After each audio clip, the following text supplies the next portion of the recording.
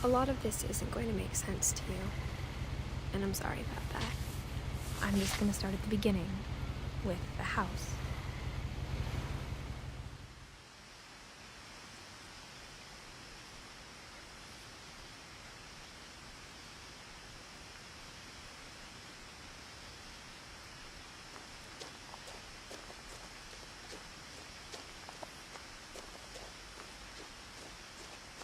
I lived here until I was 11, but I wasn't allowed inside half the rooms.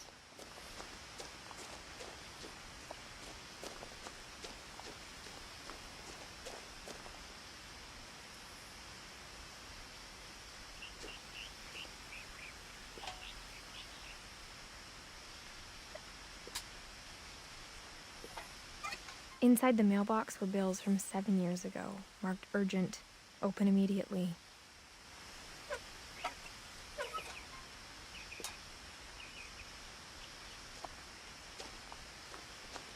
I hadn't been back since my brother Lewis's funeral.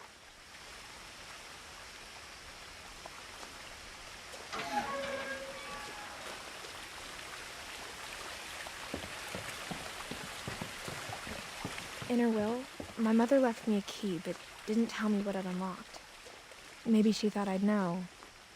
Or she thought that the mystery would be enough to bring me back.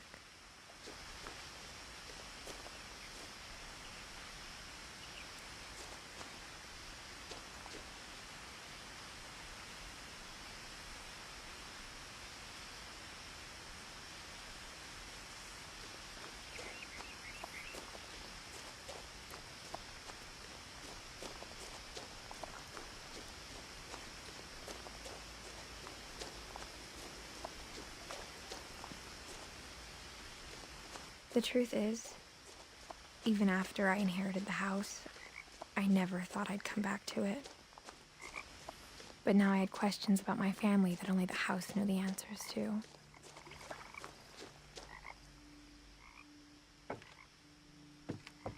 The woods around the house have always been uncomfortably silent, as if they're about to say something but never do.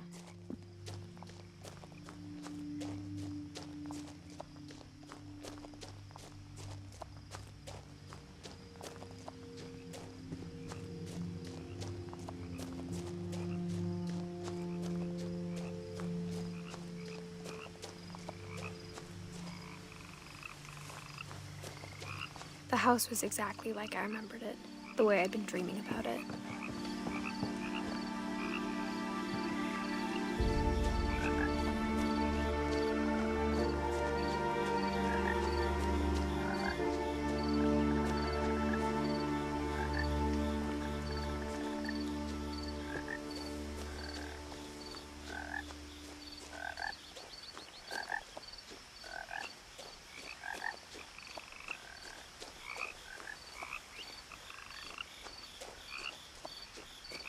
As a child, the house made me uncomfortable in a way I couldn't put into words.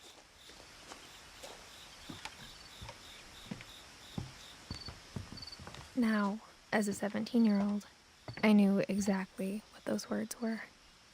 I was afraid of the house.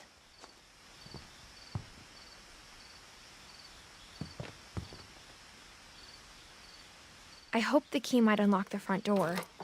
It didn't.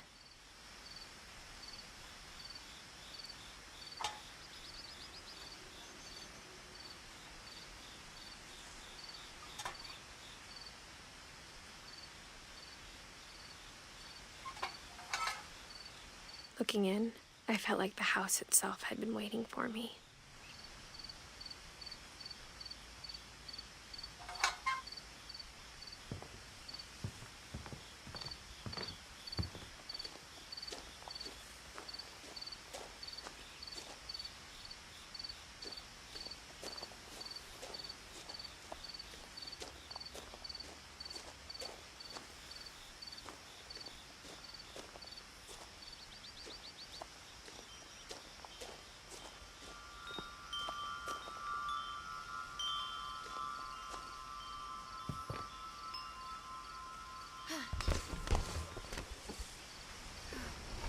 Crawling through the doggy door used to be a lot easier when I was 11.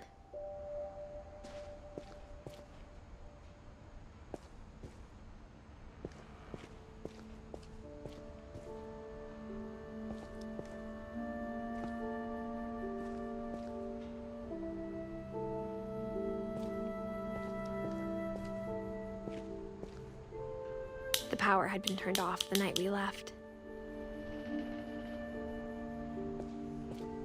For the first time in years,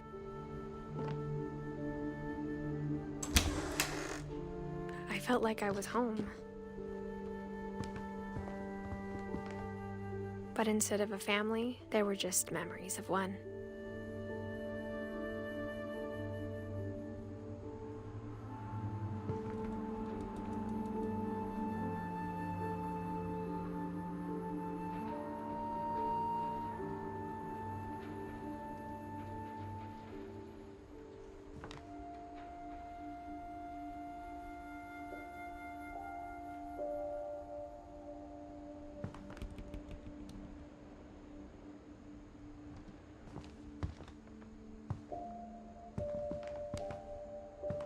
Like how only one restaurant would deliver to our house, so we had Chinese a lot.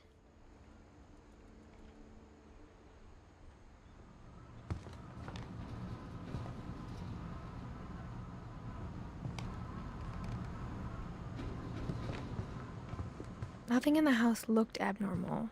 There was just too much of it, like a smile. After Louis started working at the cannery, we all got pretty sick of salmon. Except our cat, Molly.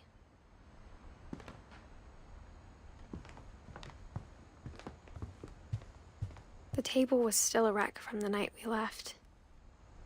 It was like a bomb had gone off, killing everyone but sparing the furniture.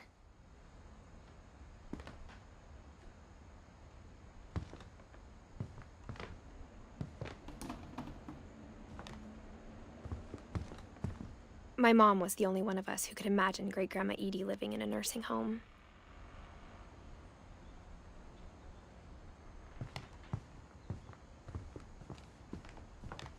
Even the fireplace had a story. Edie told me the bricks came from the original house, after it sank.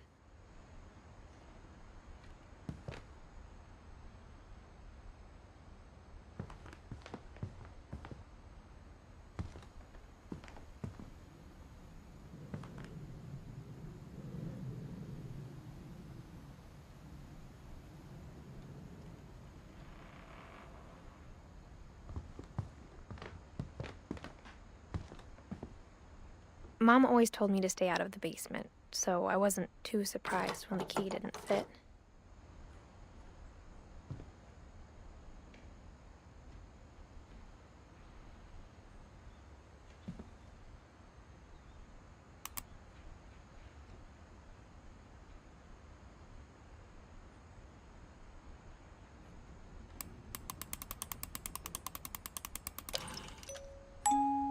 Great-Grandpa Sven built a music box for Barbara, along with the rest of the house.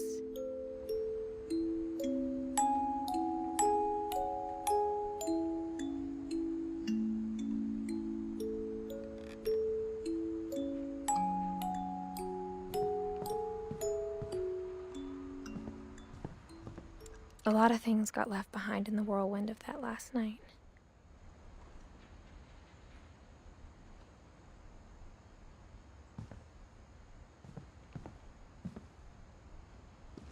After Milton disappeared, Mom sealed up all the bedrooms. Then Edie retaliated and drilled peepholes.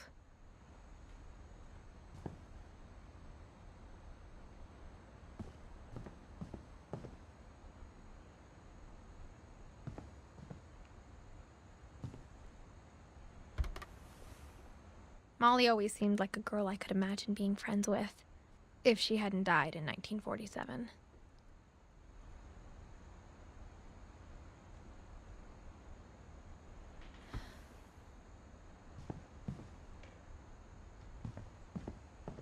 I spent a lot of time playing in Great Uncle Walter's room. I think my mom sometimes regretted not sealing it up. Louis told me there were secret passages, but I never believed him.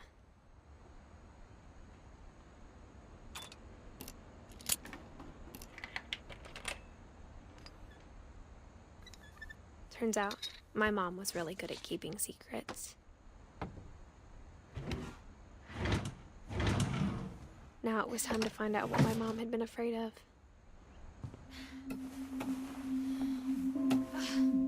From the paintings on the wall, it was clear my brother Milton had been here before me.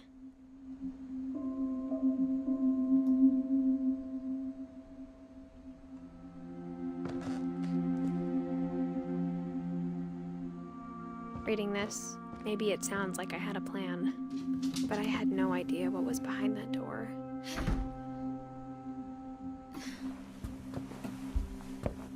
Just like I had no idea where all this was gonna lead.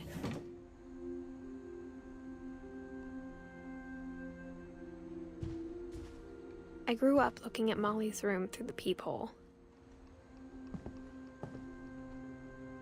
Being inside for the first time, I felt like I'd stepped behind a painting.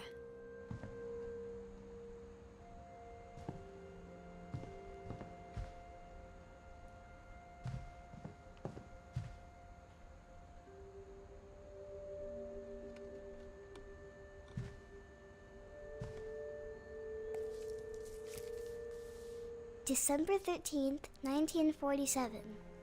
Dear Diary, I'll be gone soon, but I wanted to tell somebody about what's gonna happen. It started when Mom sent me to bed without dinner. I woke up and I was starving, so I looked around for something to eat.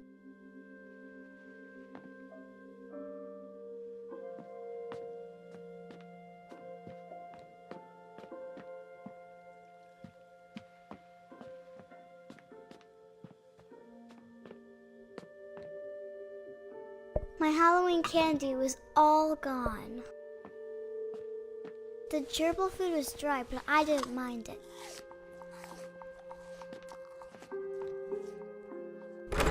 Mom, can I come out now? Sweetheart, it's late. Go to sleep.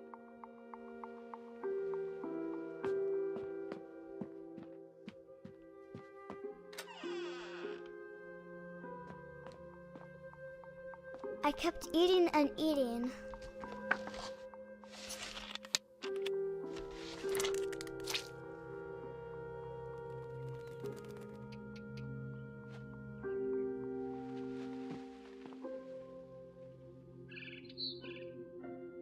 I ate a lot of things that night.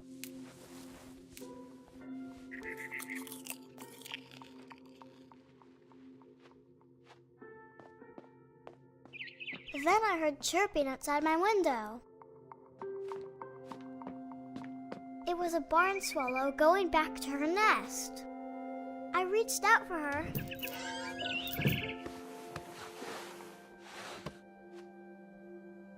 And suddenly, I was a cat.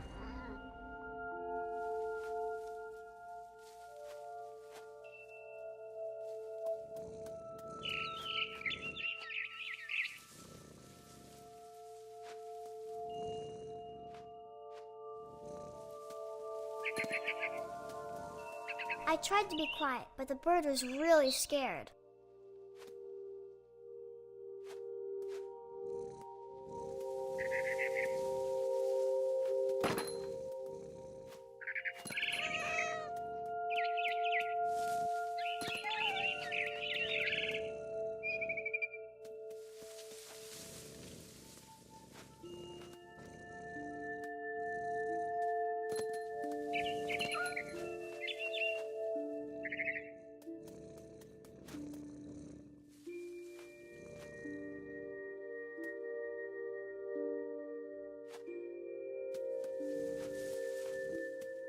Mom and Dad didn't even look at me.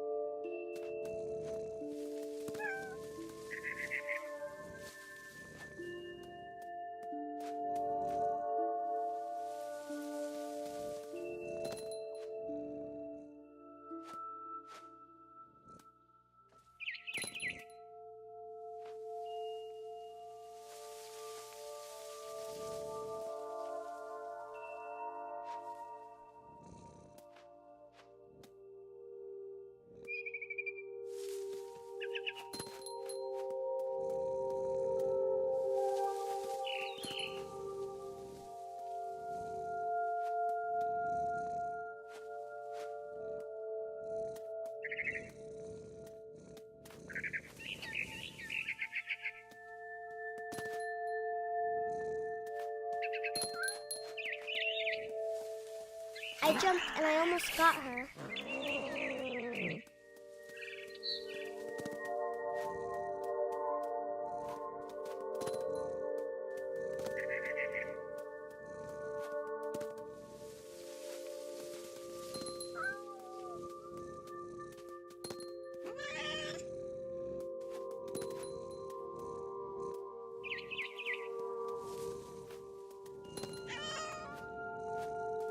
I could tell she was getting really tired.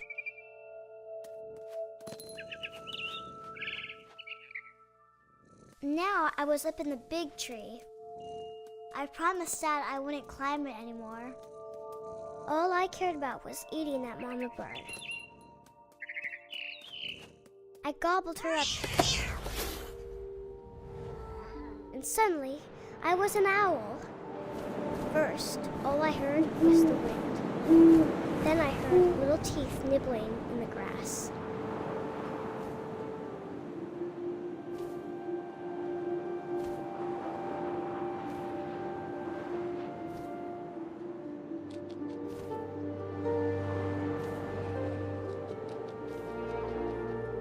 Rabbits.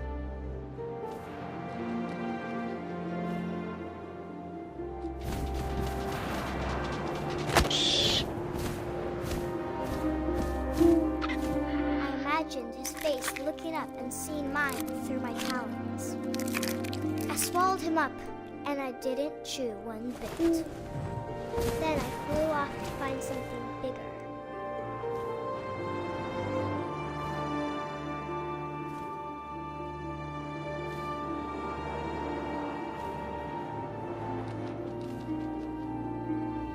A mama rabbit.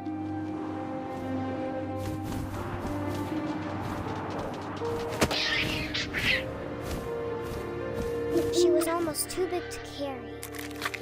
I started choking, but I couldn't stop eating. And suddenly, I was a shark.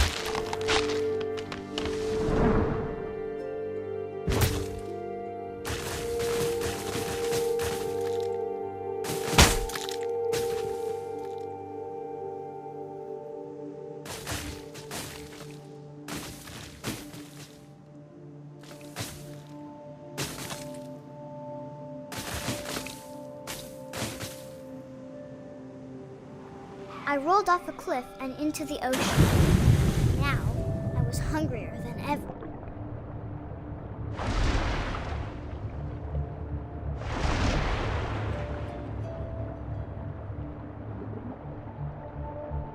I wanted fat, juicy seals.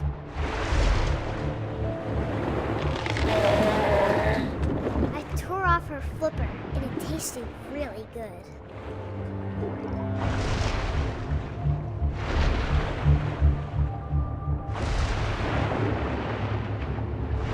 Grabbed on tight.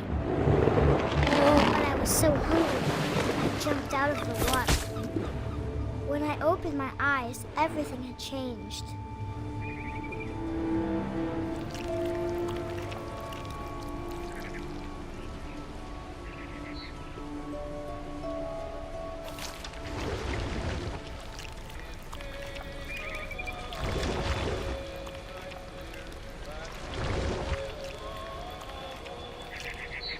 Now I was a monster, and I smelled people everywhere.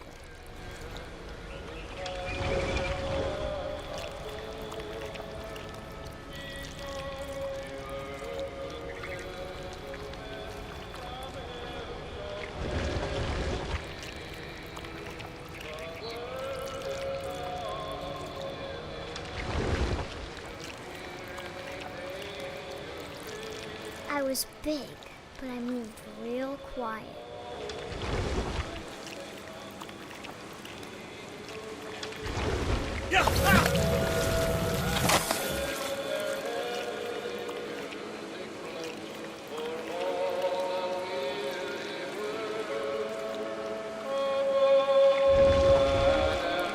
I wanted to stop, but also I didn't. Drunken sailor, what shall I do with drunken sailor? belly with a rusty razor, shave his belly with a rusty razor, shave his belly with a rusty razor. What shall we do with a drunken driver? What shall we do with a drunken After the last passenger, I was still hungry. And across the water, I smelled something new. Something I had to have, so I swam towards it.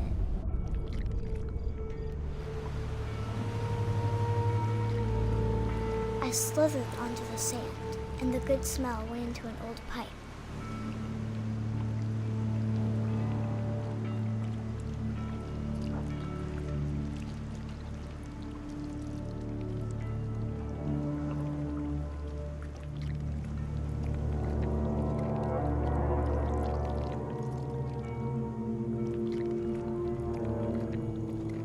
I got closer and closer.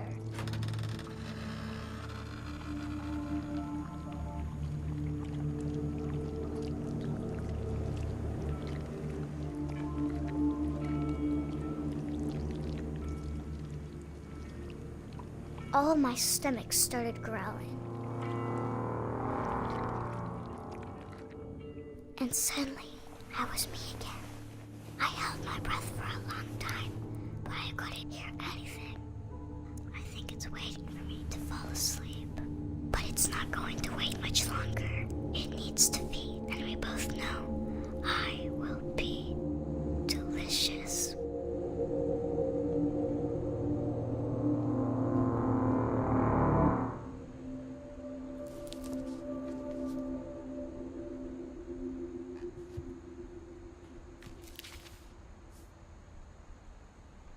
I'm not sure if I believed all of that, but I'm sure Edie would have.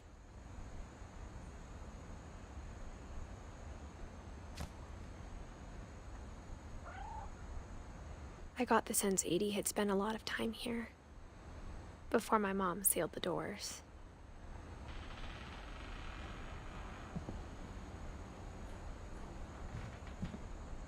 I can't describe it, but I felt like some part of Molly was still here.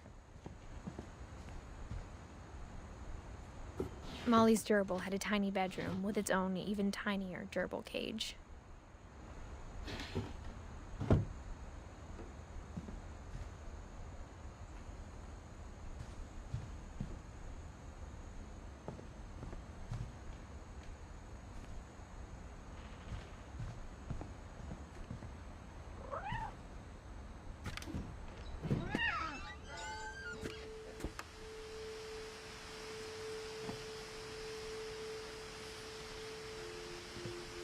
This will be obvious later, but my mom never told me any of these stories.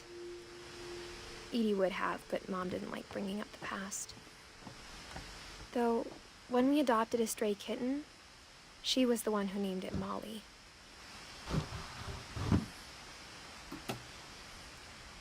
I spent a lot of time in Great-Grandma Edie's room. Her room was like a museum.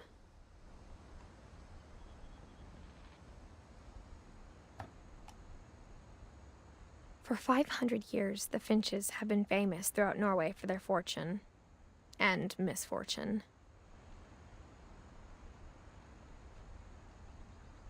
Odin Finch buries the latest victims of the family curse, his wife Ingeborg and their newborn son, Johan.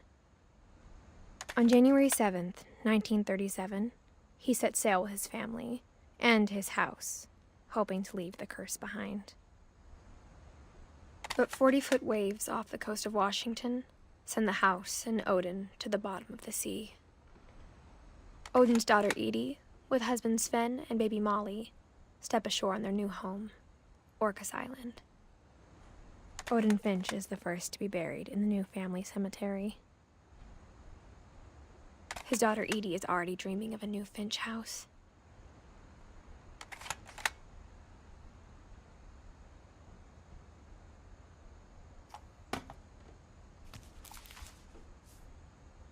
Whatever's wrong with this family, it goes back a long ways.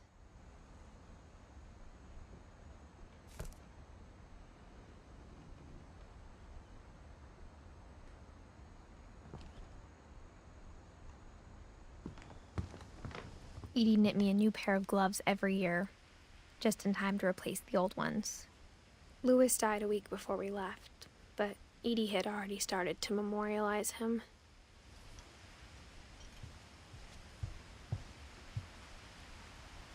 Edie gave a big interview about a mole man living under the Finch house. My mom was furious. I hadn't thought of myself as Edith Jr. for a long, long time. One summer, they evacuated the island, but Edie refused to go. For a few weeks, she was a celebrity. When Edie told people Sven was killed by a dragon, she could also have said he was building a dragon-shaped slide that collapsed. She could have, but she didn't.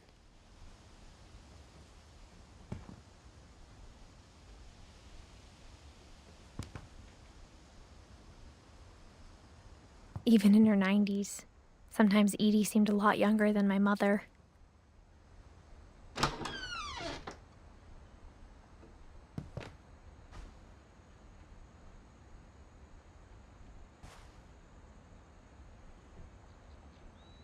The only trace Grandpa Sam's first wife, Kay, left on the house was the pink bathroom. It was a pretty big trace.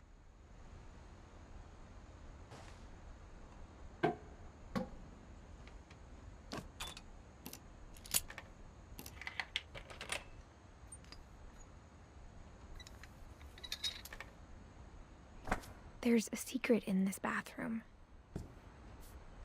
It's in the last place you would look. It isn't in the cupboard.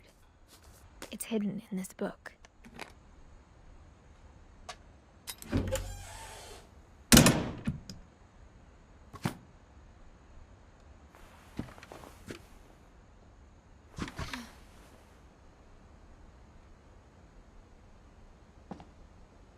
Sven gave Sam an old camera he'd refurbished.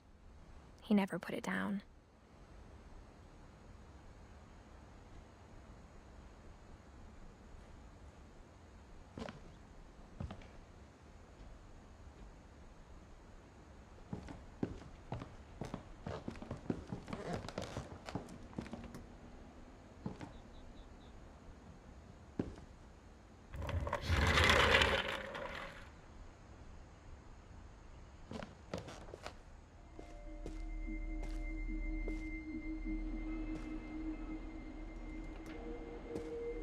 I knew Grandpa Sam had a twin, and that he never talked about him.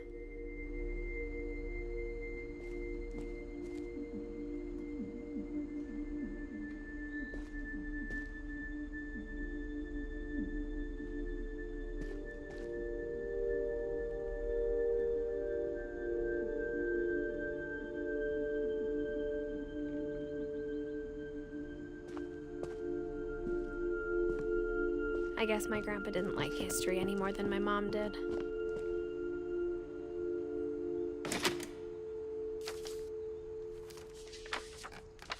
How I Want to Remember My Brother by Sam Finch. The thing I remember is that when he made up his mind, that was it. My brother said he'd die before he ate another mushroom, and he did. At Barbara's funeral, we swore we'd never be afraid again, and he wasn't. I think Calvin always wanted to fly.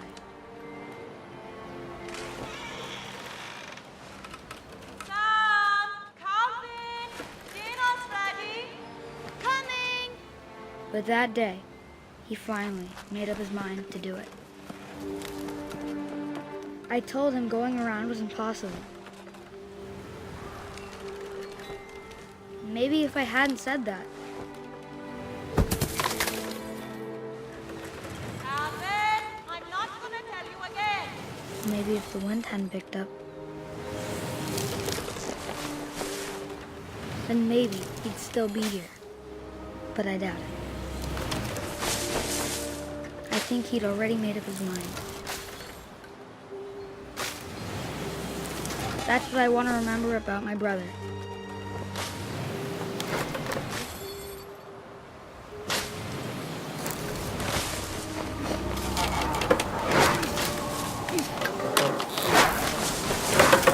day he made up his mind to fly.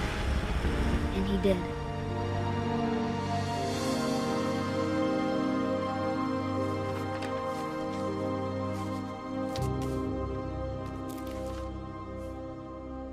Calvin's story felt strangely familiar. When I was younger, I remember trying to do the exact same thing.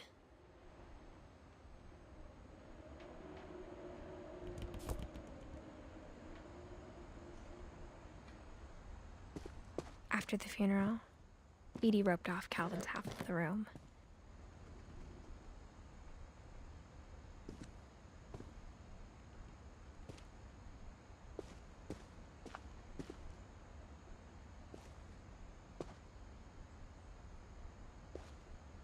Mom said Grandpa Sam enlisted at 18 and never set foot in the room again.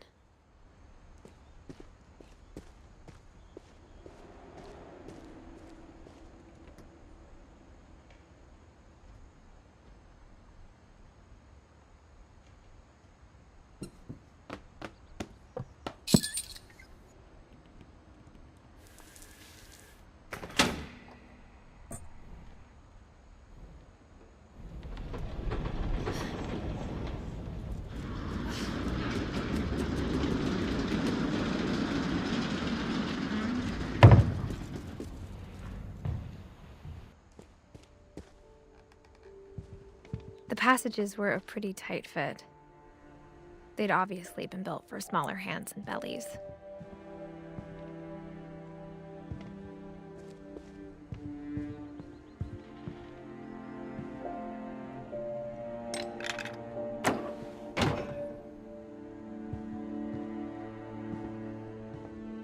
Whenever people ask me about my family, the first thing they always want to know about is Barbara.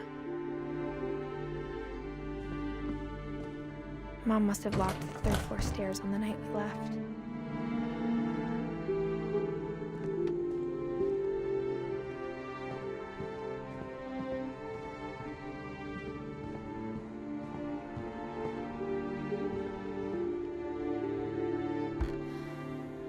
My Grandpa Sam spent 7 years sharing a room with his dead brother, Calvin.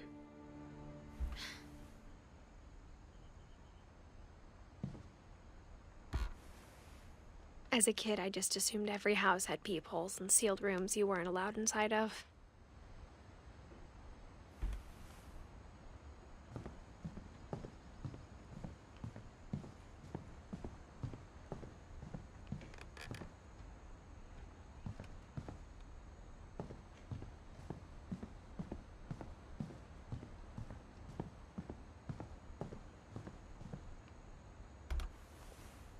Barbara was a child star for 2 years, until America grew out of it.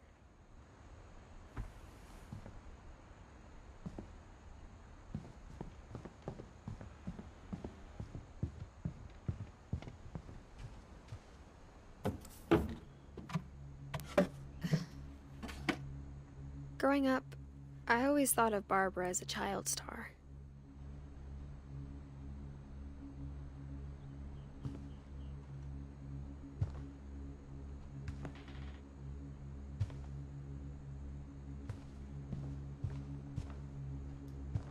I never thought about how hard it must have been for her afterwards.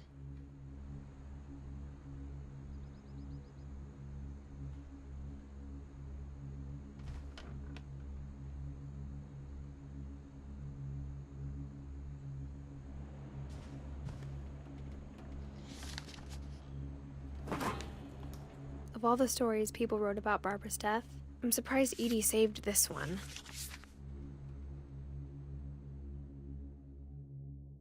Old Jack here with another ghastly tale inspired by America's most unfortunate family.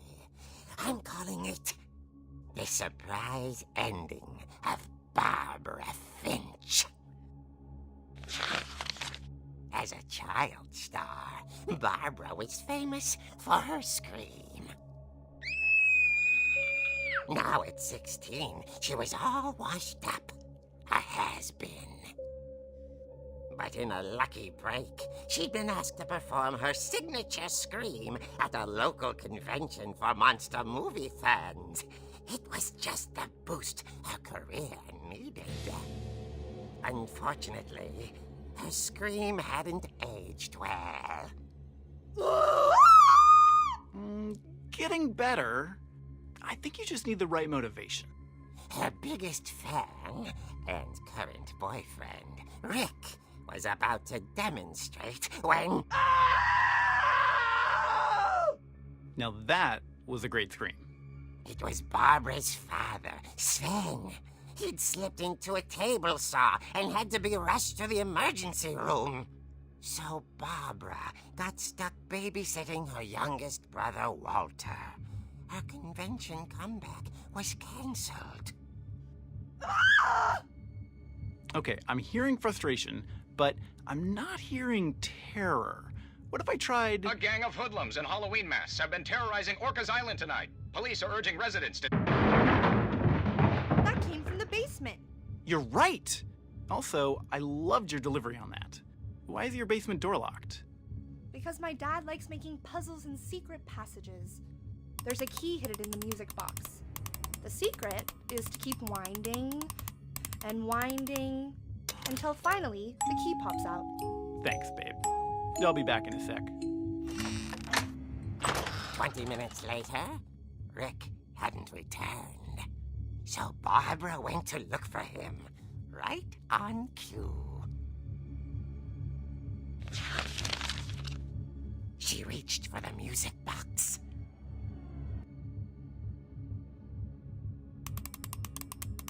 And as she wound the key, she listened for Rick, but the house was silent.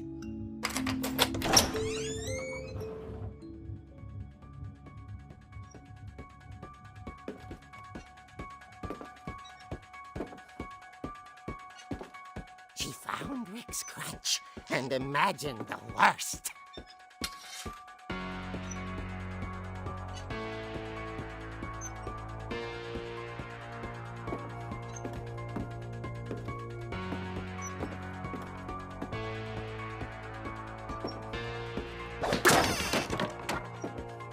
The gang's leader is the infamous Hookman killer, Dr. Carl Hamill, who impaled and then ate his family 10 years ago tonight.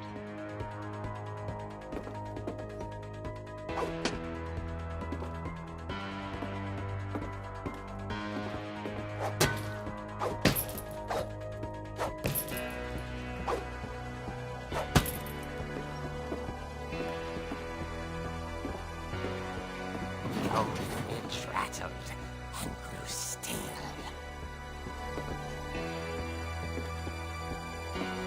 Oh dear!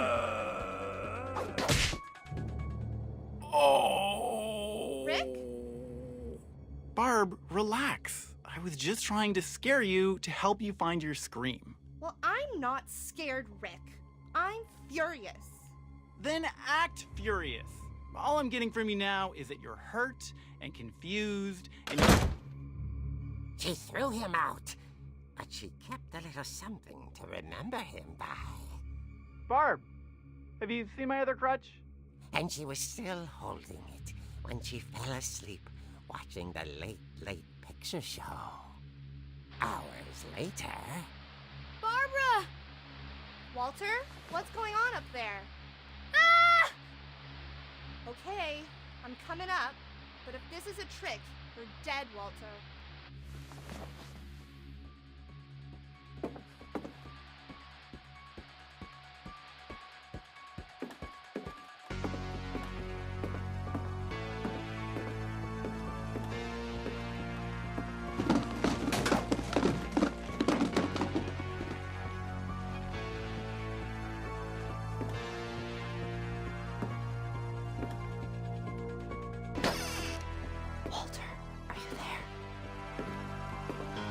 Walter had vanished, but his bedside radio was still on.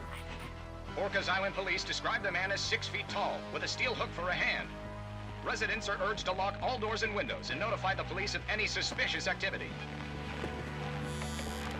Barbara turned, saw the hook man, and was speechless. He was quite smashing.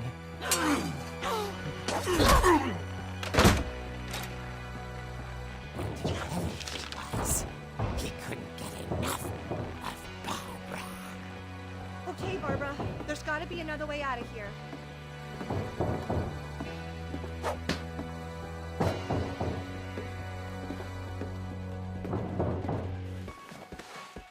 That night, she played her part beautifully.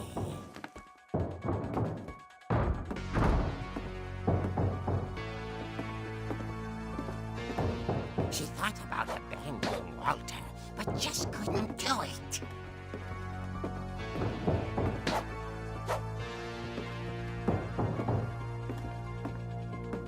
Molly's door hadn't been opened in years. The hinges groaned.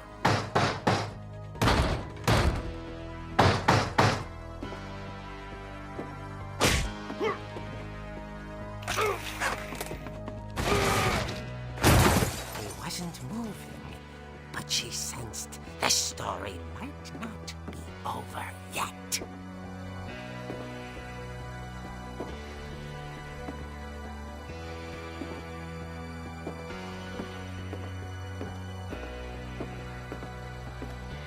The hookman had vanished.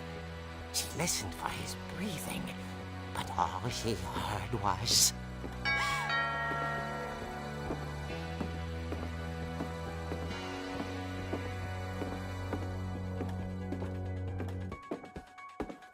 At the door, she heard whispering. It was coming from inside the house.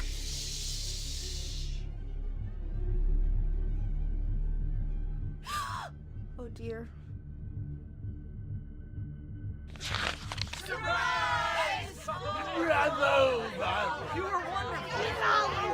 The monsters had come to surprise her. For Barbara, it was a dream come true.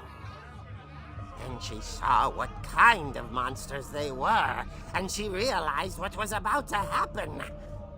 She was going to be famous. And with her final breath, Barbara Finch gave the performance of her life.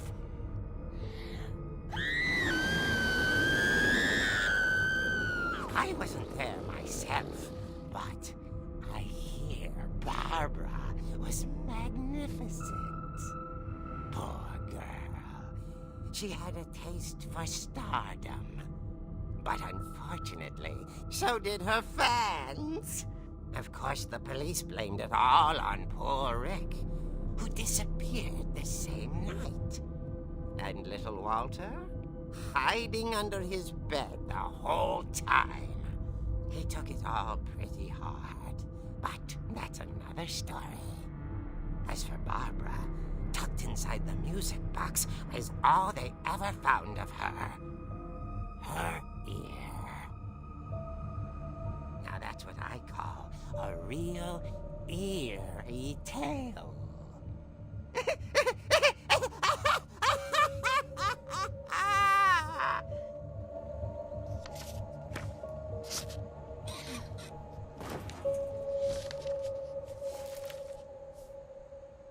Edie told me all Barbara wanted was to be remembered, as absurd as that comic was. Maybe what Edie saw was a happy ending.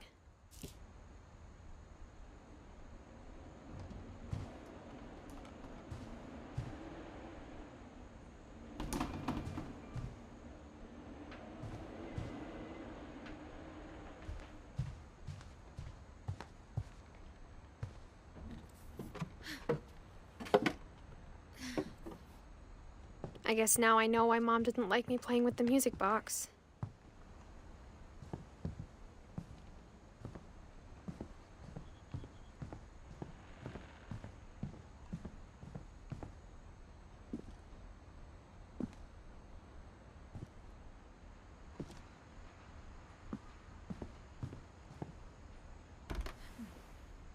Edie told me once that every Finch who ever lived is buried somewhere in the library.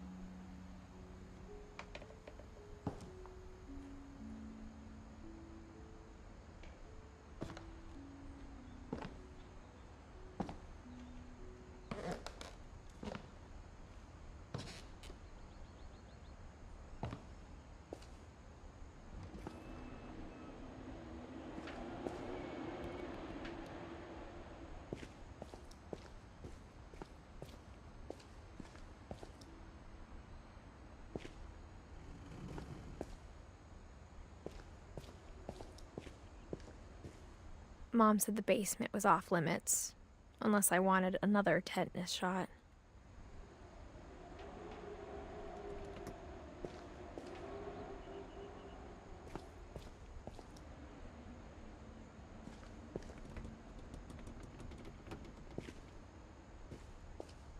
I saw Edie sneak down to the basement once, carrying packages.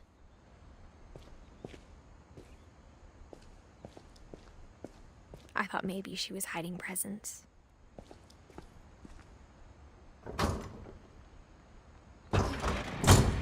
It turned out she was hiding a lot more than that.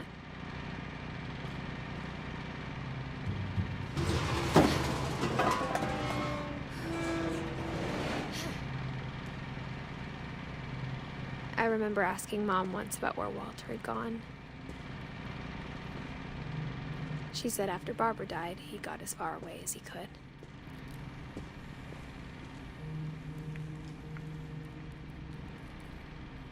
If there's a pattern in all these stories, I think it's that none of us has gotten very far.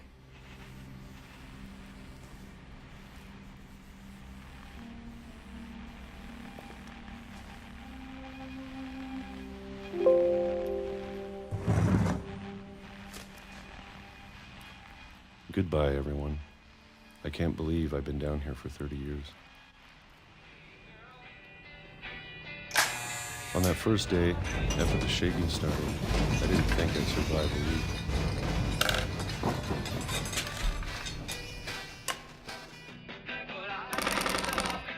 But after a few days, I settled into a routine. That's what kept me sane.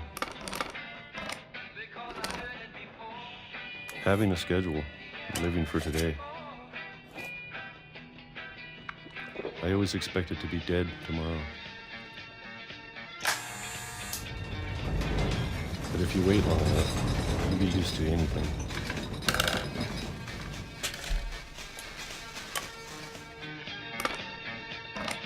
Even a monster on the other side of the door starts to feel normal. Almost friendly.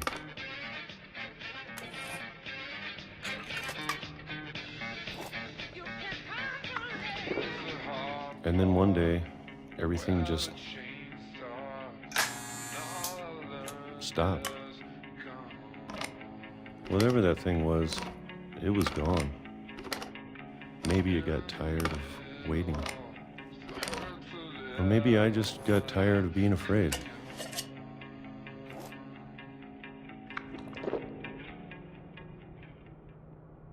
It's been a week now, the longest in 30 years. I'm done waiting. I have to leave while I still can.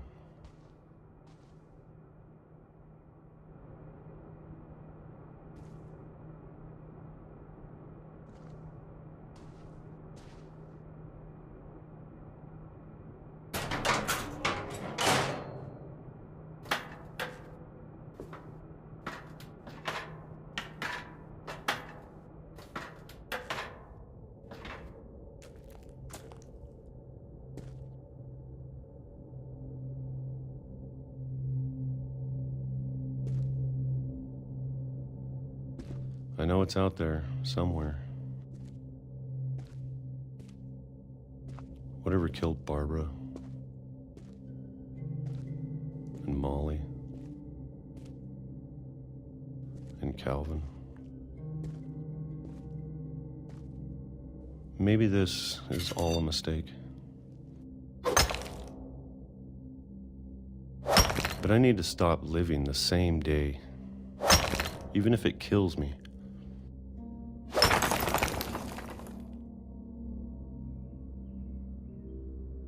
Whatever's out there, I want you to know I'm ready for it. I'm going to appreciate all of it, especially the food. I don't mind if I only have a year left, or a month, or a single week. I'd be happy with one new day. I can already imagine the sun on my face.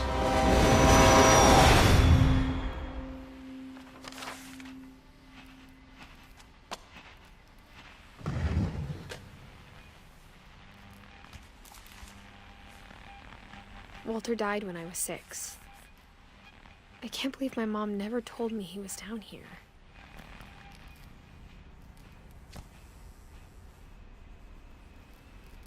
I'm sure my mom was trying to protect me.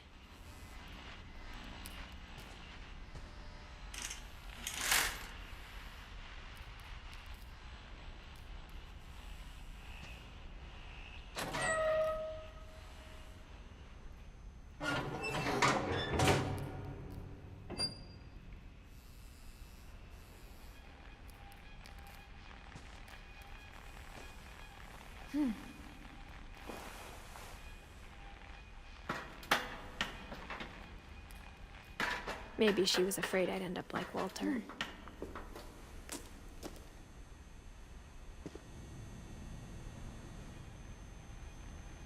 But if she never told me about an uncle under the house, I can only imagine what else she was hiding. I don't want to make the same mistakes she made.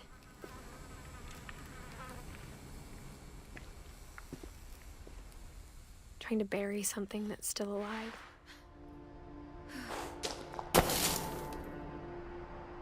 Now that there's only one of us left, or maybe 2,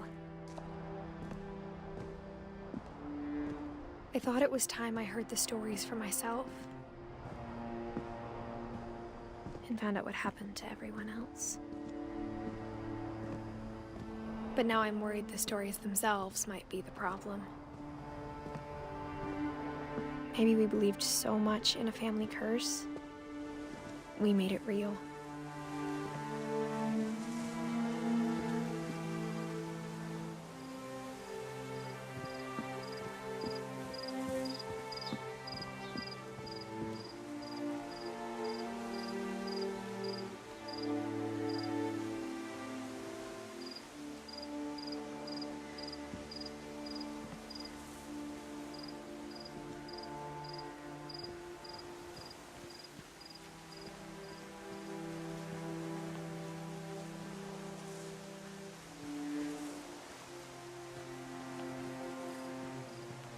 I don't know if I should even be writing this.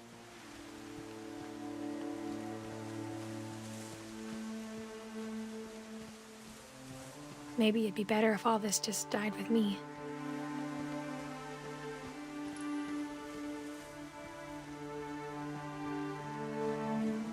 But I thought you should know about your family.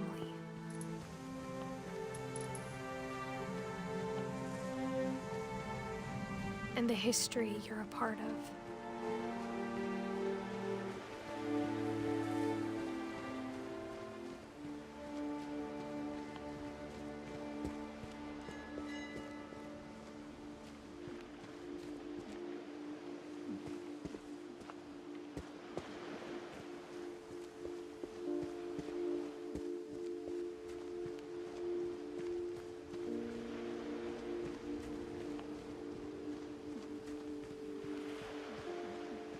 Though to be honest, I feel as lost as you probably do right now.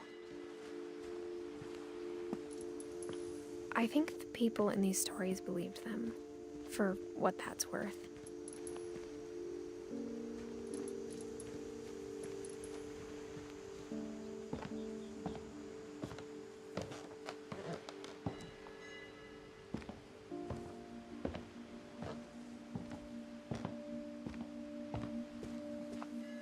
And when you look at the house, that history of imagination and stubbornness and madness, any of it seems possible.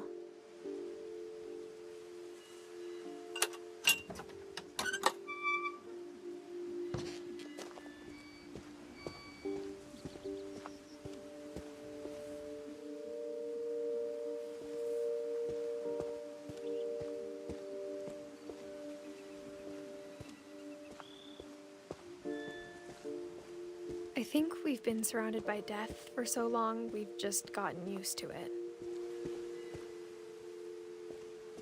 What kind of family finishes building a cemetery before starting the house?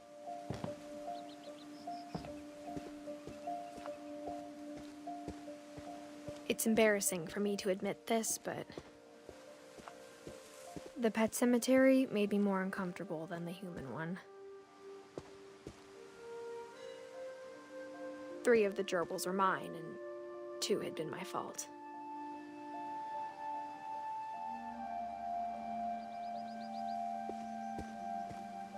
Sven built the house, but it was Edie who designed the cemetery.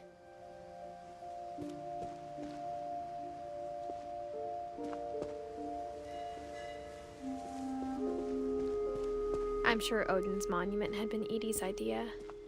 My mom was always trying to move on, but for Edie, the past never went away.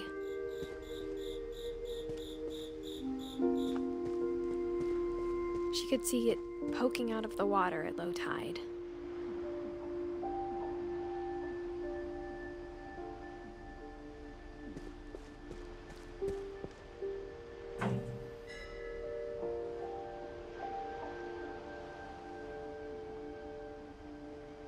Edie said she dreamed about the old house every night.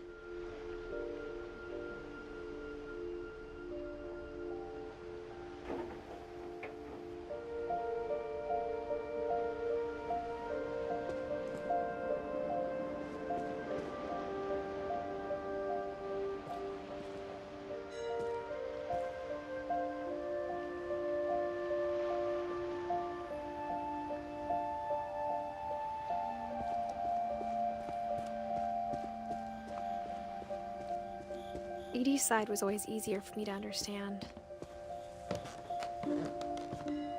But the older I get, the more I can see where my mom was coming from. Her dad had been pretty strict, but it wasn't enough to save her brothers. She was just trying to do better. She lost 2 of her brothers, just like I did. I get why she tried so hard to protect us. There's so many things I wish I could ask my mom now. Part of me thinks this is what she wanted all along. For me to come back someday and find everything out for myself.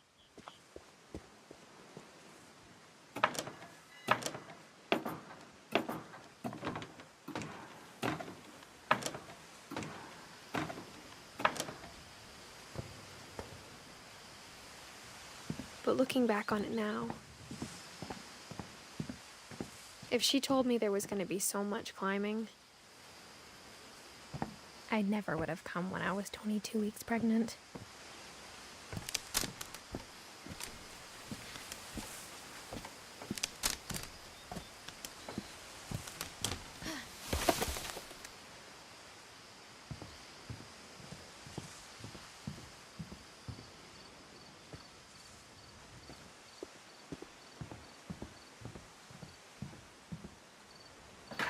I never met Grandpa Sam, but I think he and my mom had a lot in common.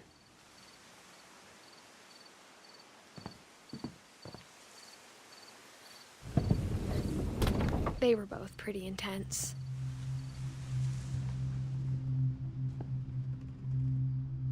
Sam spent his life shooting photos, but Mom said he got nervous being in front of the camera. I guess we're all afraid of something.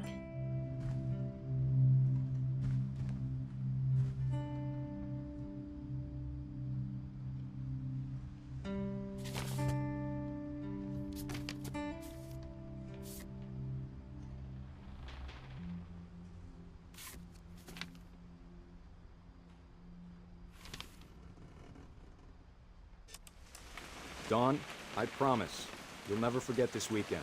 Yes, sir. These memories are gonna last a lifetime. Am I gonna have to shoot anything? It's a hunting trip, Dawn. Shooting is strongly encouraged.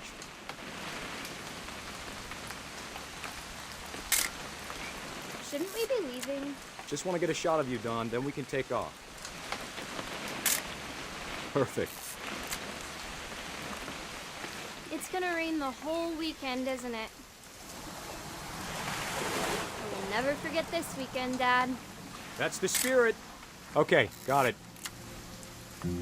I'm gonna take some pictures, okay? Just be careful. The camera's older than you are.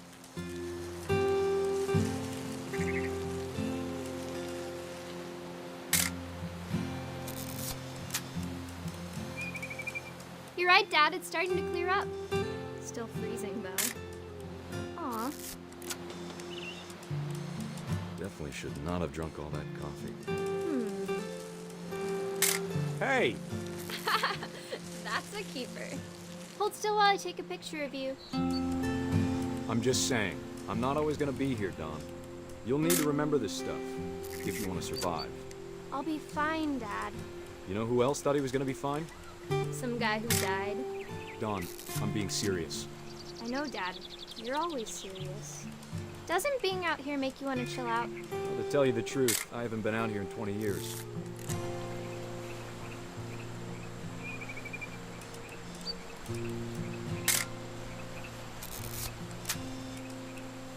Last time I was with my brother Calvin. Man, that was a great trip. Your grandpa Sven taught us how to fish, how to build a fire. We found an old logging trail. There were deer everywhere. I bet if I could remember where that trail was, we'd spot a buck for you in no time. Dad! Good eyes, Don.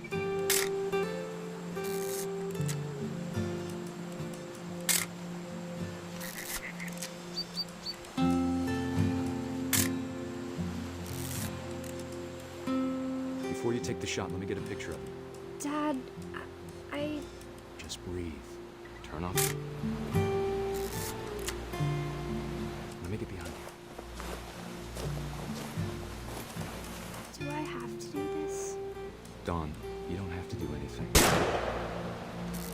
Great shot, Don!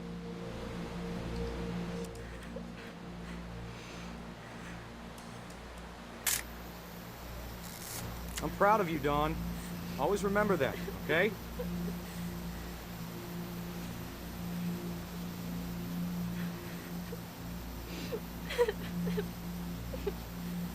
Sorry, Don. Just gotta reset the timer.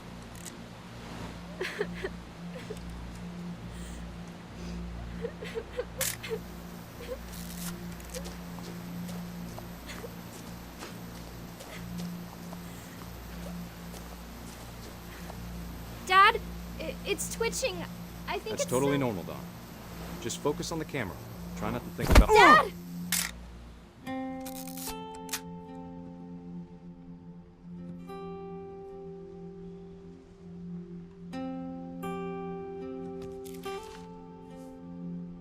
Of all these stories, that's the one I wish most that my mom had told me.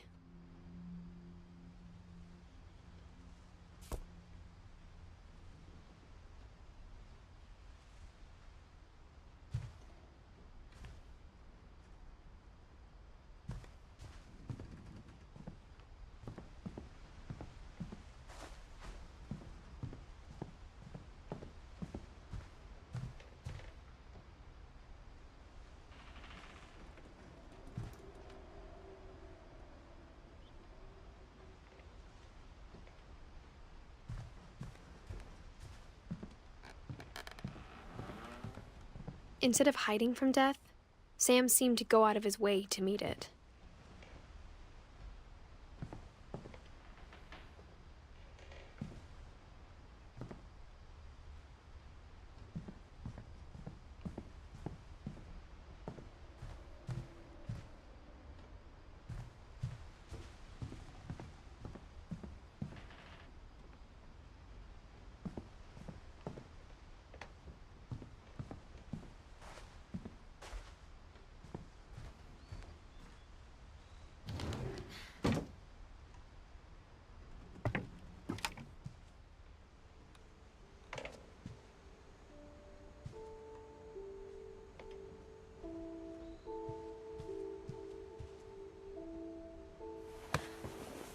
After Sam died, my mom and Edie got really close. They'd both lost a lot.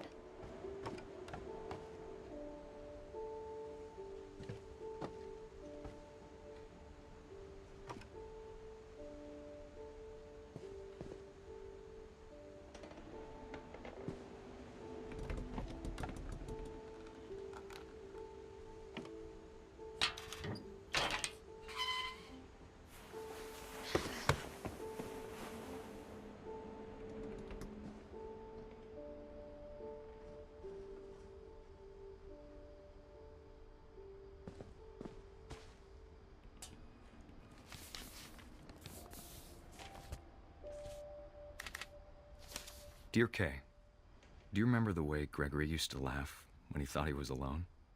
Like something funny was happening, but only he could see it. I think he saw things the rest of us don't.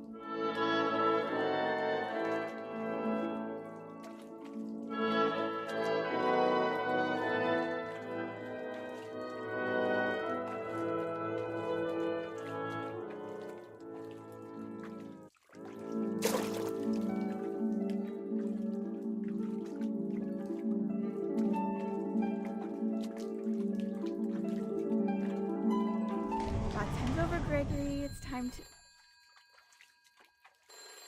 Hold on, sweetie. Hello? Sam, I told you I don't want to talk right now. I wonder what he saw.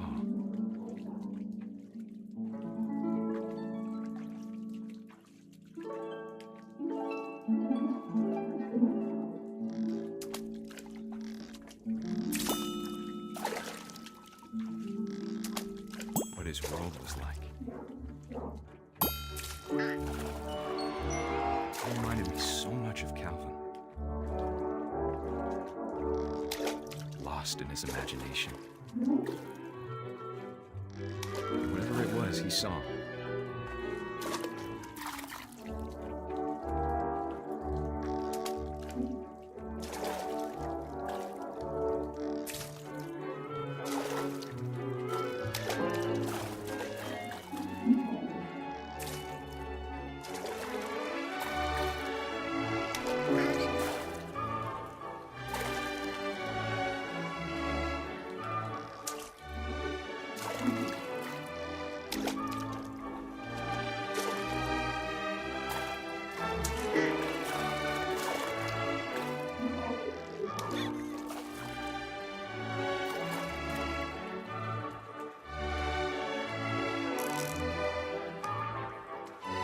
It sure made him happy.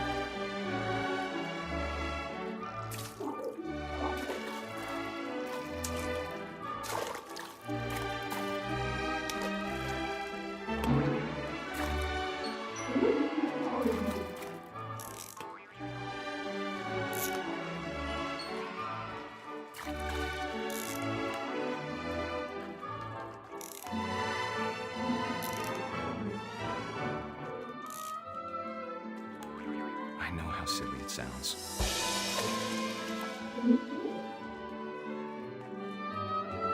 That I worried about a baby being too happy. But I could feel him slipping away. Sorry about that, Gregory. I know you did everything you could. Maybe if I hadn't called that night. Damn it. Hold on, I don't want Gregory to hear this.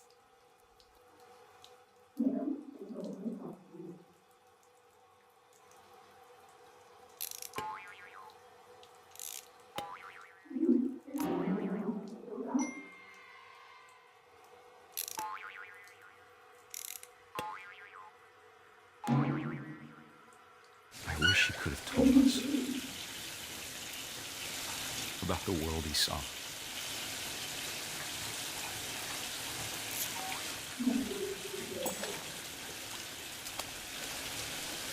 Hey, there's so much I don't understand about Gregory,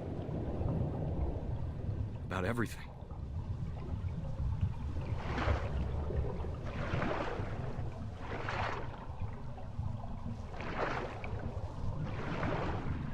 But I what happened wasn't your fault.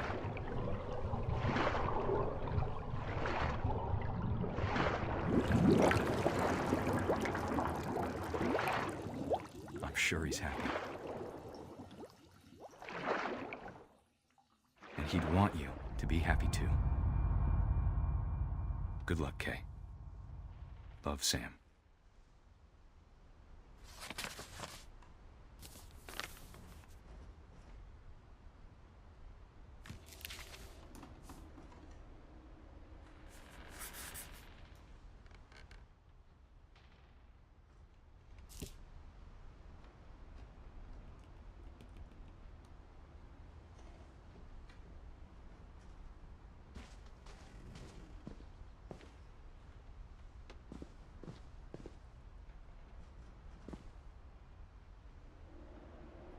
I can't imagine my mom ever writing poetry, and yet... A poem for Gus, who always said the wedding was a bad idea.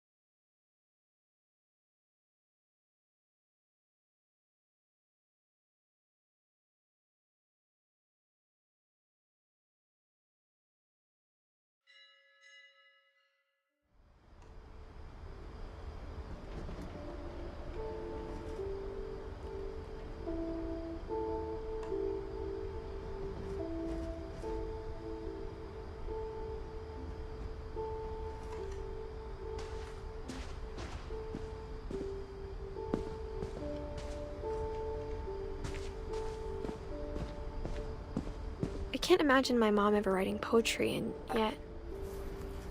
A poem for Gus, who always said the wedding was a bad idea. Our father never hit us kids, at least not very hard, before the day my brother said with teenage disregard that he'd be dead before he'd see a wedding in our yard.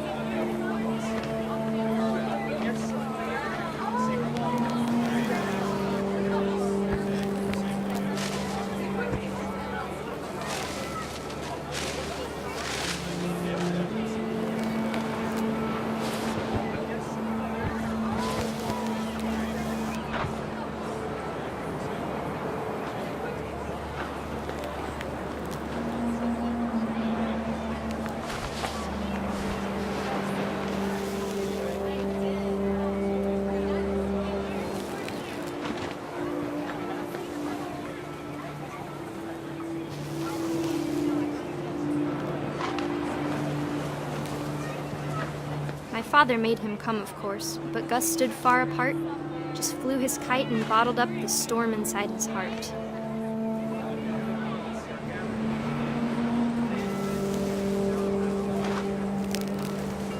I tried to talk him out of it, but though he'd never met her, "We don't need a stepmom," were the words that I now pronounce you husband and wife.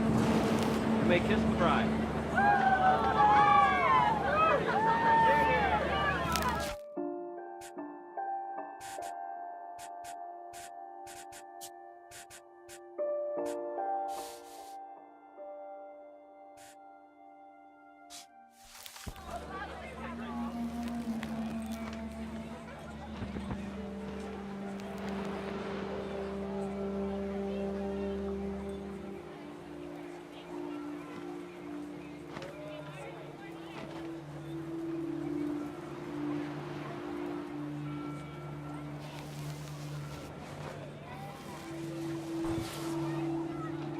When the time for photos came, Dad ordered him to come here.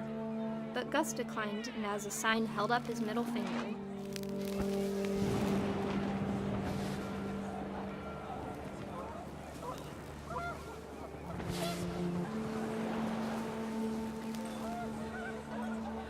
The wind picked up and panicked geese appeared and quickly went. But all the humans did that day was go inside the tent.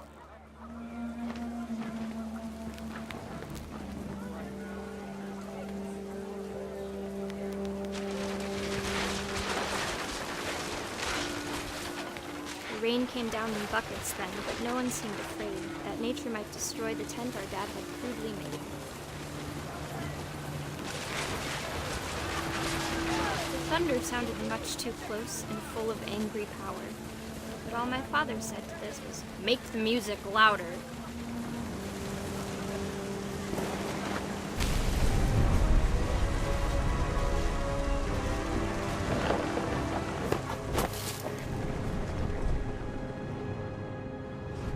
I wish that I could truly say I thought about you on that day. Out there on the beach alone, just you, the wind, the sea, and foam. But I didn't, until we found you.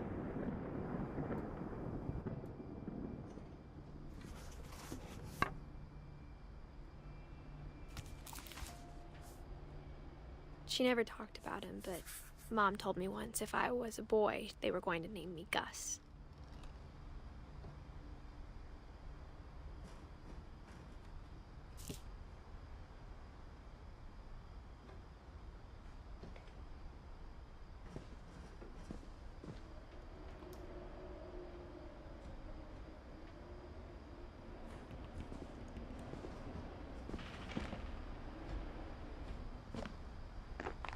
My mom moved up to the loft after her brothers died. At the time, it was as far away as she could get.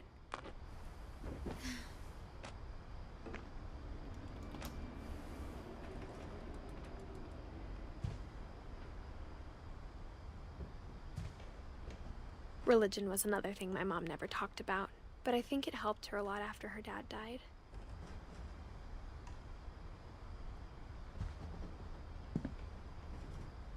My mom moved to India a week after graduation and got a job teaching English.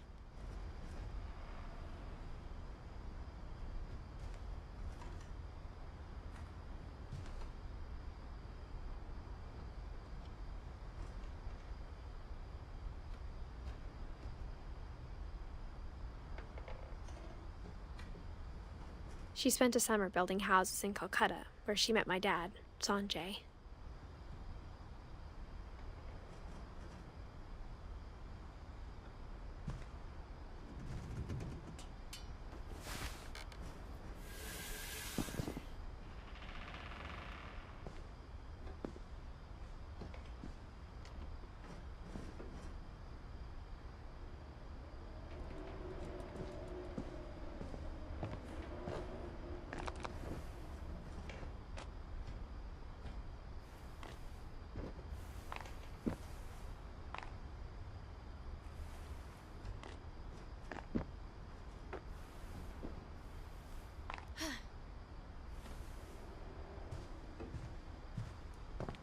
Louis was born a year later.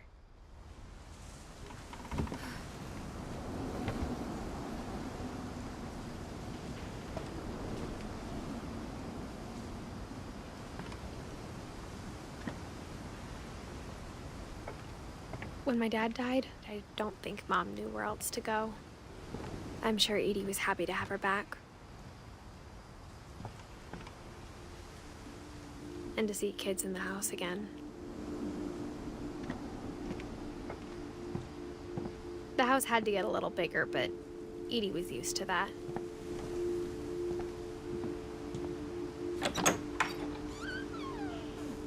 And for a while, things were good. Almost normal.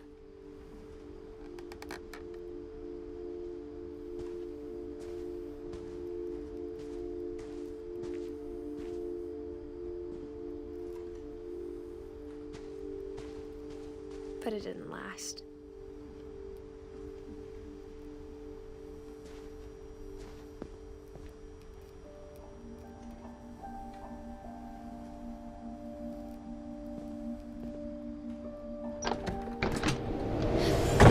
The beginning of the end was Milton's 10th birthday, when Edie gave him a castle.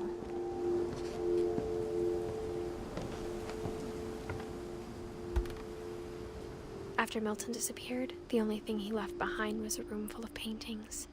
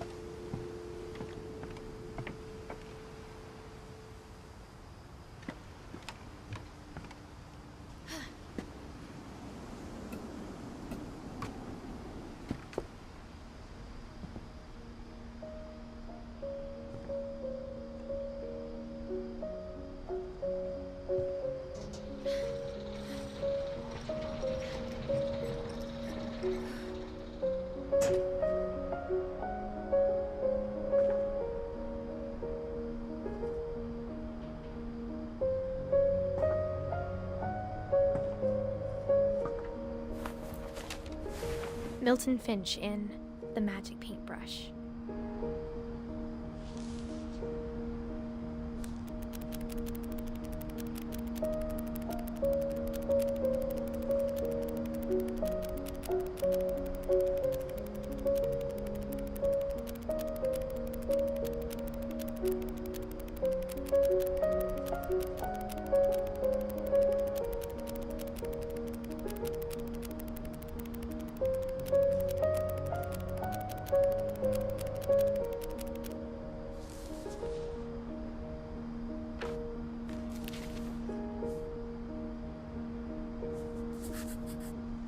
I was 4 when Milton disappeared.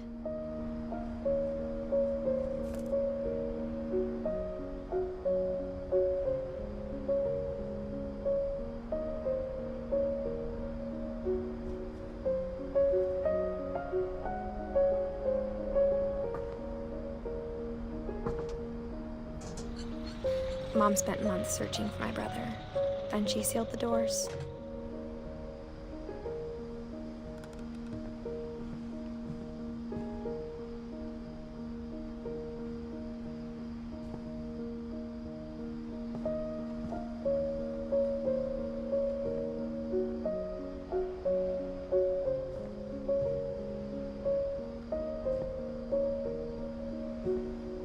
Whatever Milton had found in the house, Mom didn't want it getting out.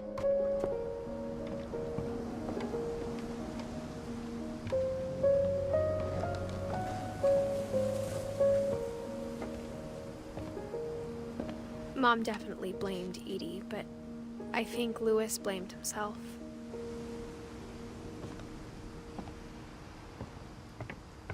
After he graduated, he just spent more and more time in his room, until Mom got him a job at the cannery.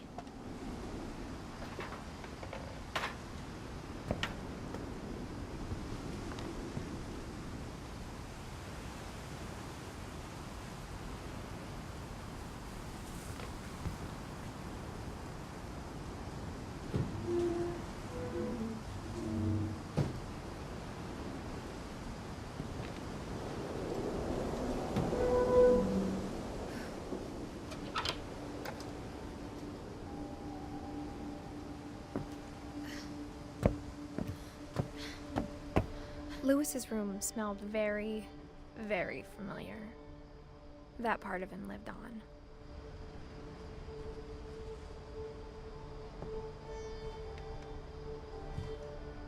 Louis and I spent a lot of time playing games together, but he was surprisingly bad at them. He died a lot.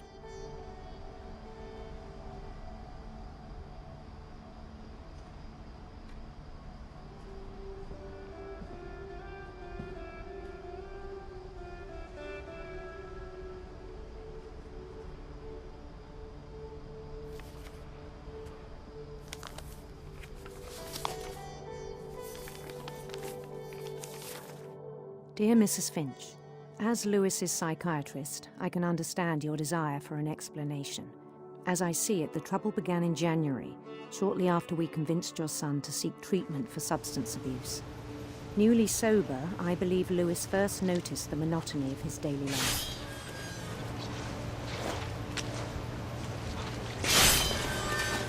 He kept working at the cannery, but he withdrew part of himself. In our sessions, I saw the same behavior. His mind began to wander.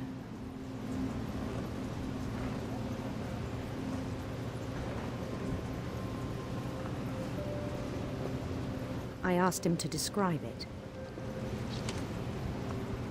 He said he started small, imagining a labyrinth.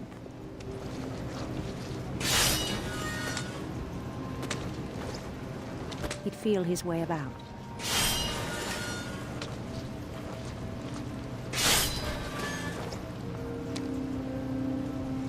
Then something moved. Bats. And toads.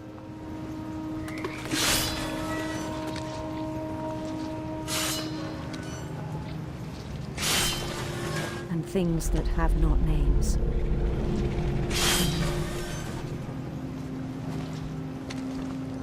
He knew it was all in his head.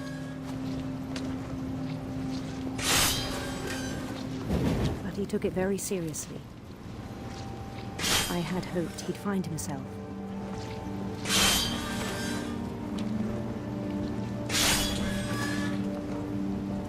But he found something more. I worried about him then. Daydreaming at the cannery. I spoke with his boss. But he said Louis had become a model employee.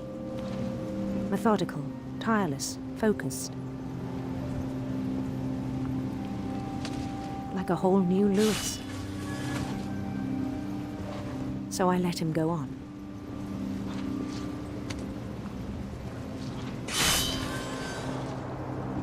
I even encouraged him. It seemed very promising at first.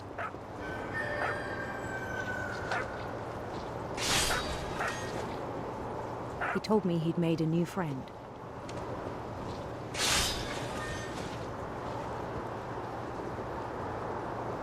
On the edge of a city he named Louis Topia. He built the city up slowly, brick by brick.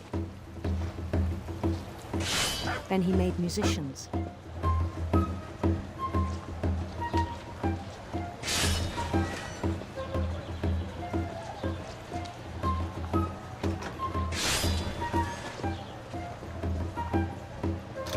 And songs for them to play.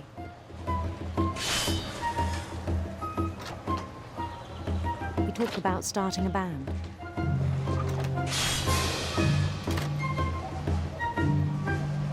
And he was always humming something. Every day his imagination grew stronger.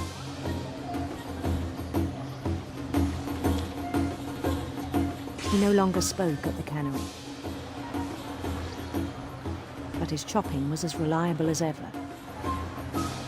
Then one day it struck him that all the cheering crowds, even the stones under his feet, were all in his imagination, so he could do whatever he wished.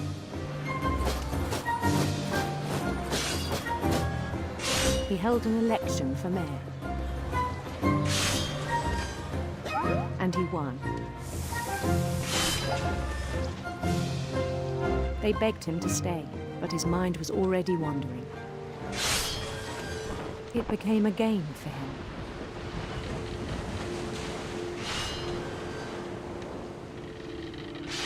He'd conquer a city, then immediately push on.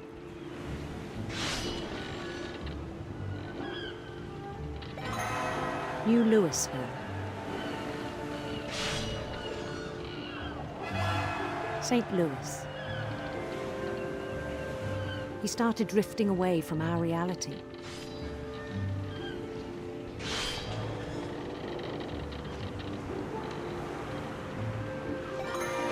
Minneapolis. Until one day he forgot to go home from the cannery. Even as his mother pleaded with him, part of Louis kept sailing on.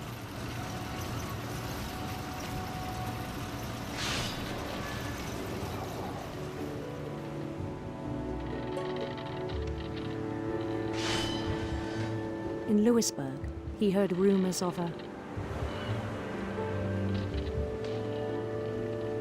beautiful prince, handsome queen,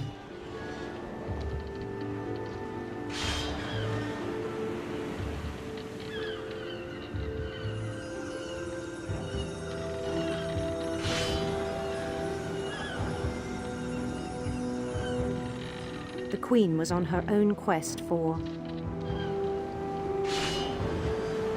sinister serpents.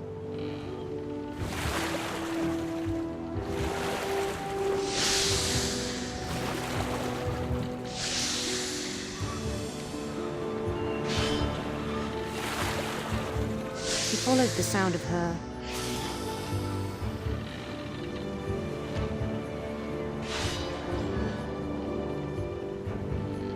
silver harp.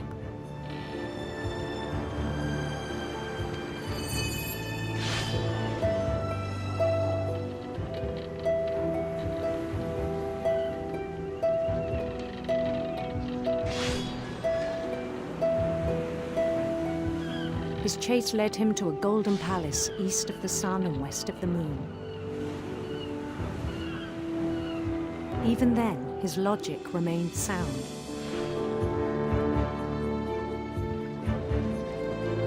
He knew the world was all in his imagination.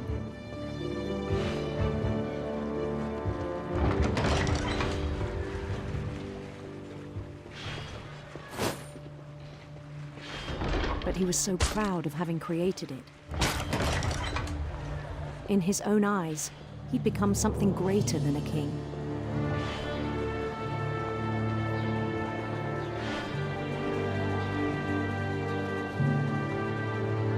For someone who'd never known success in the real world, I think it was overwhelming.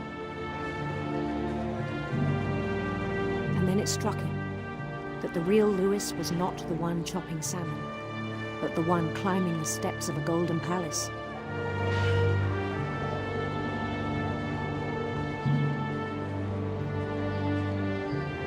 My imagination is as real as my body, he told me. It was hard to argue with him.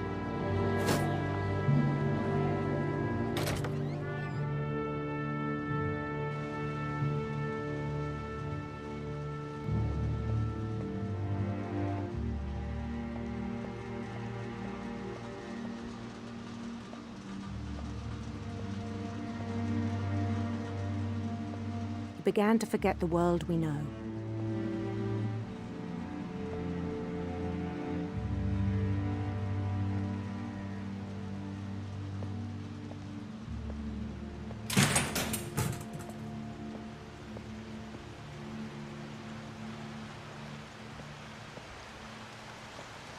I think it pained him to remember Lewis, the cannery worker.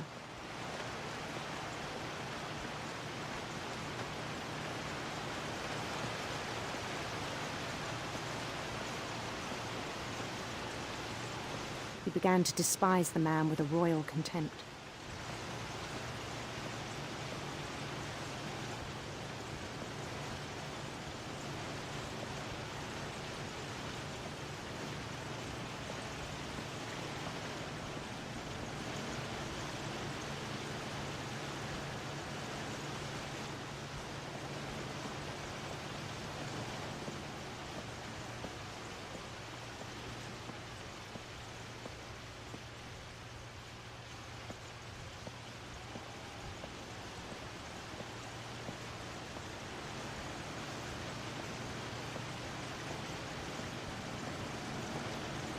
I still thought I could save him.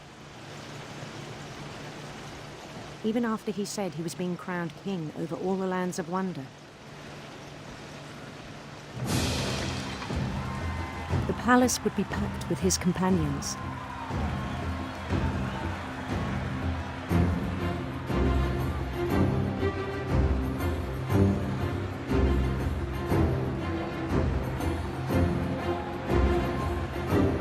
Including the wise Calico who'd insisted on advising him.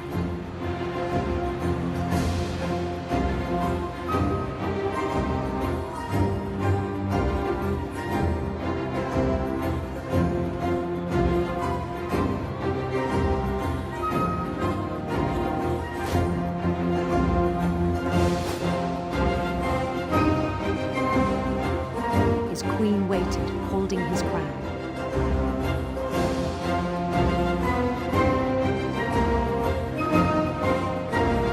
There was only one thing left to do.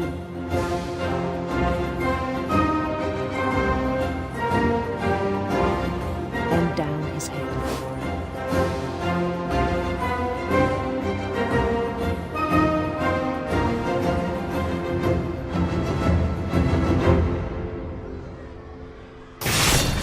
And the rest I think you know. Mrs. Finch, your son was a kind man who will be missed by all of us who knew him.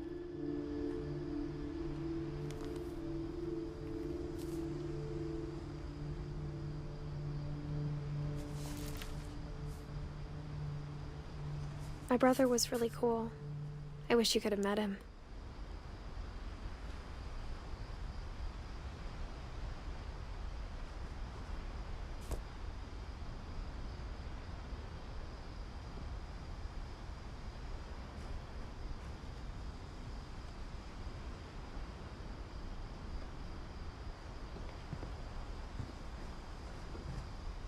He was so proud of being Indian.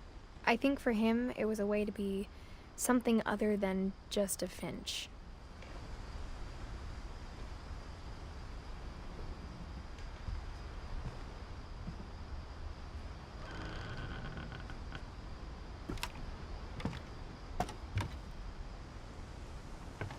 On the way back from Lewis's funeral, my mom told me to start packing.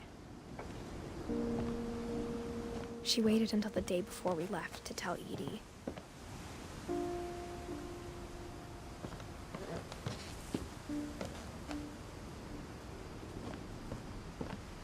I'm not sure if she wanted to make it easier or harder.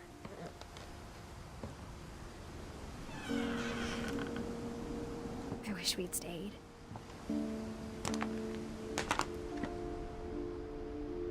But I understand why we left.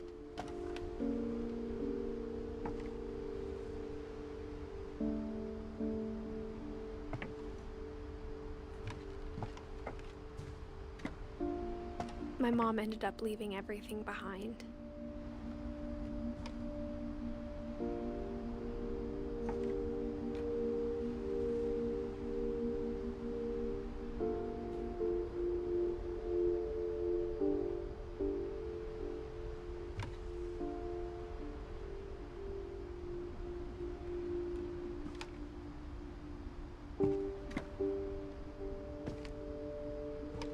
What happened that night had been coming for a long time. Maybe it should have come sooner.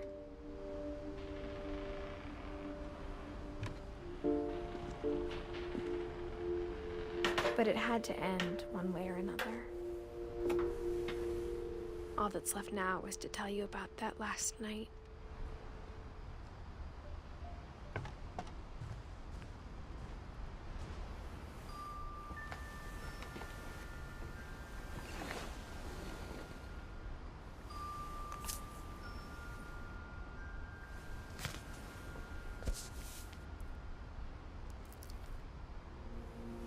That whole last day, Edie just watched us pack and didn't say a word. Until supper, when she raised her glass and said, "To our final night together, and all our final nights apart." Grandma, you know what I said about alcohol. Some of your medications are very Edith, specific. I left a present for you in the hallway. Why don't you go open it? The grown-ups have to argue now. I'm sorry, you're right. We're all leaving tomorrow. Let's just enjoy our last... I'm not leaving. Edith, you're excused.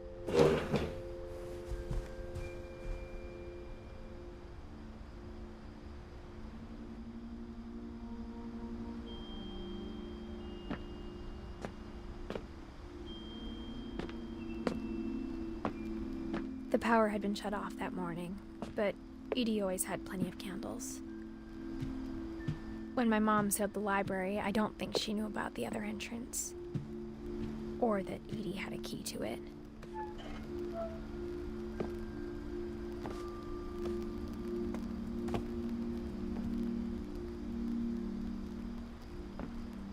The thing you're afraid of isn't going to end when you leave the house.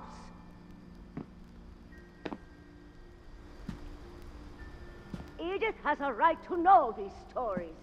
My children are dead because of your stories. I think it's best if Edith and I leave tonight. We'll have the nursing home send a van for you in the morning, okay?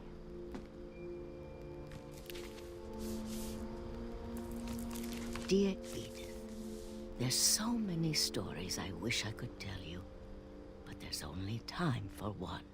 This is about what happened on the night you were born. That night, the tide went way, way out. It was the first and last time I ever saw the old house aground.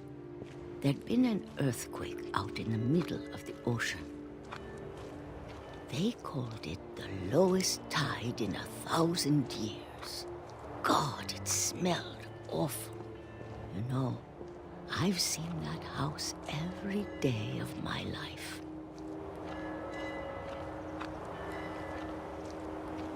But I never thought I'd go back to it. When the fog rolled in, I lost my way.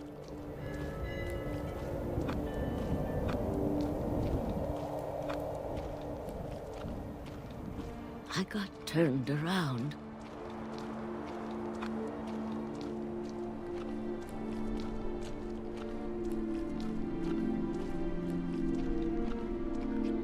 For a while, I wandered.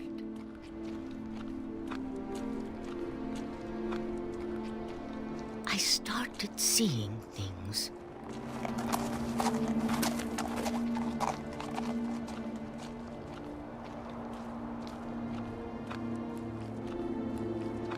things I'd forgotten had ever existed.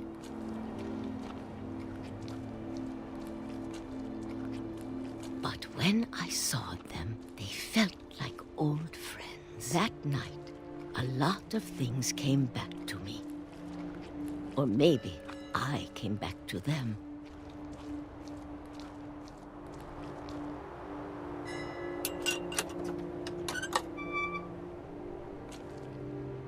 Things I can't explain, but that I need you to try and... Edith, what are you doing in here? It's mine. Edith!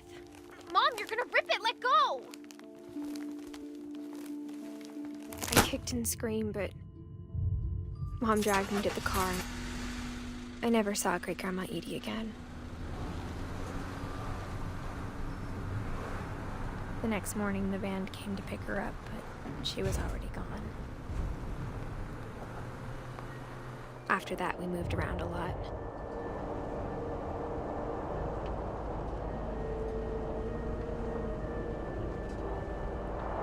We both tried to make the best of it.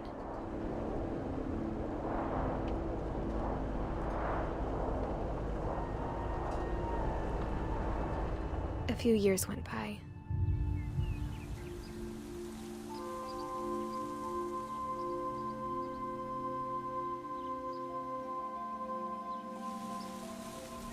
My mom didn't like to talk about it,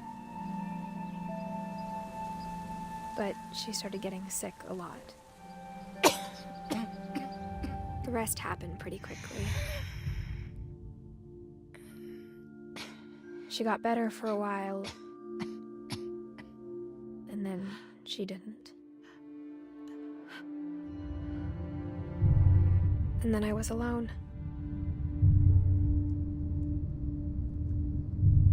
The last Finch left alive.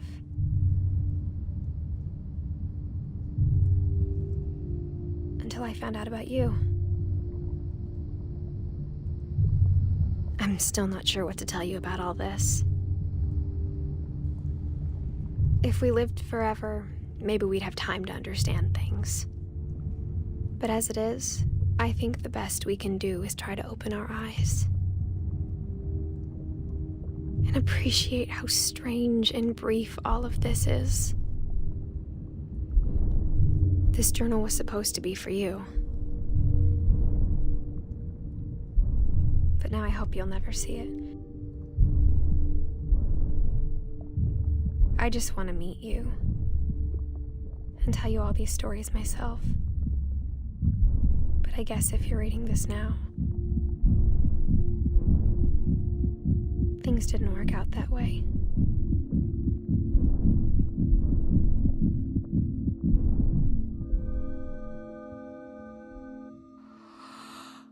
This is where your story begins. I'm sorry I won't be there to see it. It's a lot to ask, but I don't want you to be sad that I'm gone. I want you to be amazed that any of us ever had a chance to be here at all. Good luck.